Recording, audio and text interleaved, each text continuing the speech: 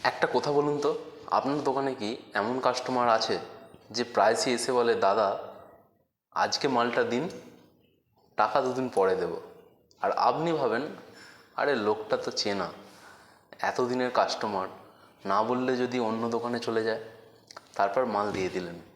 কিন্তু একটা প্রশ্ন, কখনো কি হিসাব করেছেন এই দুদিন পরে বলতে বলতে আপনার কত টাকা বাইরে আটকে আছে? মজার ব্যাপার কি জানেন, এই ভুলটা প্রায় সব ছোট ব্যবসাদারই করে থাকেন।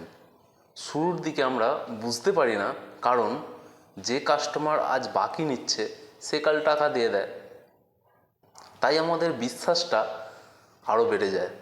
তারপর এইভাবে আরেকজন এলো, সেও বলল, দাদা পরের সপ্তাহে বাকি দিয়ে দেব। আমরা দিলাম। তারপর আরেকজন, এইভাবে একজন, দুজন, তিনজন, এভাবে হতে থাকে। কি হয়, আমাদের ক্রেডিটের পরিমাণটা ধীরে ধীরে বাড়তে থাকে। কিন্তু বাইরে থেকে দেখলে মনে হয় যে ব্যবসা ভালোই চলছে, বিক্রি হচ্ছে। কিন্তু একটা সমস্যা দেখা দেয়। এই অবস্থায় আপনার সাপ্লায়ার আপনাকে ফোন করলো, বলল, দাদা আপনি আপনার প্রিভিয়াস ডিউটা দিয়ে দেন, তাহলে আপনি যে অর্ডারটা দিয়েছেন সেটা আমি পাঠিয়ে দেবো। সেই সময় আপনার কি মনে হলো যে টাকাটা তাহলে দিয়ে দিই? তখন আপনি ব্যাংক ব্যালেন্স চেক করলেন, দেখলেন ব্যাংকে তো টাকা নেই, ক্যাশেও টাকা নেই, তাহলে টাকা গেল কোথায়? তখন আপনার মনে হলো যে আসলে তাদেরকে তো আমি ক্রেডিট দিয়েছি, আসলে কাস্টমারদেরকে তো ধারে দিয়েছি, সে টাকা তো এখনও আদায় হয়নি। তখন কি করলেন আপনি? তাদেরকে ফোন করা শুরু করলেন। একজন বলল, দাদা আমি একটু আটকে গেছি, আমাকে একটু সময় দাও। আর একজন বলল, দাদা আমি একটা মাস পরে দিচ্ছি, খুব চাপের মধ্যে আছি। এবং কয়েকজন দেখবেন ফোনই ধরবে না। তো এই অবস্থা দাঁড়িয়ে আপনি কি করবেন? কারণ আপনার তো সেলসে কোনো সমস্যা নেই, সমস্যাটা হচ্ছে আপনার ব্যবসার ধরনের। চলুন এর সলিউশন কী আছে জেনে নেওয়া যাক। তাহলে কি আপনি সবাইকে বাকি দেবেন না? বাকি দেওয়া বন্ধ করে দেবেন?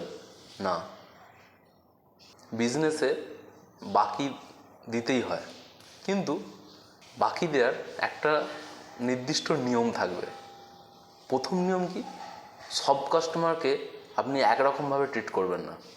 যে সময় মতো পেমেন্ট দেয় তাকে ক্রেডিট দিতে পারেন, আর যে বারবার দেরি করে তার জন্য আলাদা নিয়ম তৈরি করুন। দ্বিতীয় রুল, একটা ক্রেডিট লিমিট সেট করুন। মানে যেমন একটা নির্দিষ্ট পরিমাণের বেশি আপনি বাকি দেবেন না, সেটা 10,000, 20,000 যাই হোক না কেন। আর তৃতীয় রুল হচ্ছে, প্রতি মাসে মাত্র 10 মিনিট সময় নিয়ে আপনার বাকির যে লিস্ট আছে না, সেইটাকে রিভিউ করবেন এবং সেই অনুযায়ী কাস্টমারদেরকে তাগাদা করবেন। মনে রাখবেন, সেলস আপনাকে ব্যস্ত রাখে, কিন্তু কালেকশন আপনাকে বাঁচিয়ে রাখবে।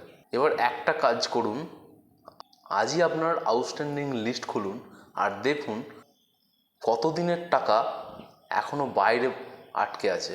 আর কমেন্টে শুধু লিখুন 30 ডেজ, 60 ডেজ নাকি 90 ডেজ।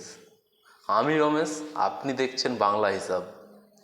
পরের এপিসোডে বলবো কেন একজন সাপ্লায়ারের উপর বেশি ভরসা করলে আপনার ব্যবসার জন্য ঝুঁকিপূর্ণ হতে পারে। ততক্ষণ পর্যন্ত নিজের হিসাব ঠিক রাখুন, কারণ হিসাব ঠিক থাকলে ব্যবসা ঠিক থাকে। ভালো থাকবেন, সুস্থ থাকবেন। দেখা হচ্ছে পরের ভিডিওতে। ধন্যবাদ।